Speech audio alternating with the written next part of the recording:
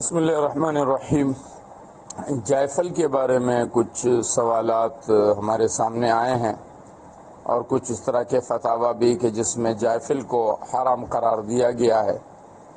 یا اسے نشے کی چیز قرار دیا گیا یا مختلف ممالک میں جائفل کے لے جانے کو نشے والی چیزوں کے زمرے میں ڈالا گیا ہے۔ تو اس بات کو سمجھنے کی ضرورت ہے کہ اللہ رب العزت نے مختلف چیزوں میں مختلف تاثیرات کو پیدا کیا ہے۔ بعض اوقات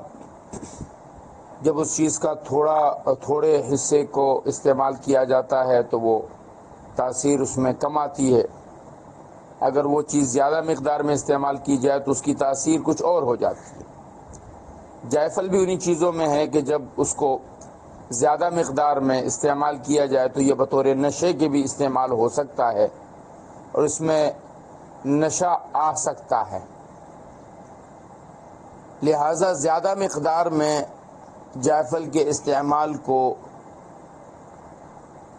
حرام کہا جا سکتا ہے اور نشہ آور کہا جا سکتا ہے، لیکن بالکل تھوڑی مقدار جیسے آج کل کھانوں میں ڈالی جاتی ہے یا مختلف دوائیوں میں ڈالی جاتی ہے، یہ نشہ آور نہیں ہے، اور جب یہ نشہ آور نہیں ہے تو پھر یہ حرام بھی نہیں ہے۔ اب جہاں تک ہمارے ہاں عرب کے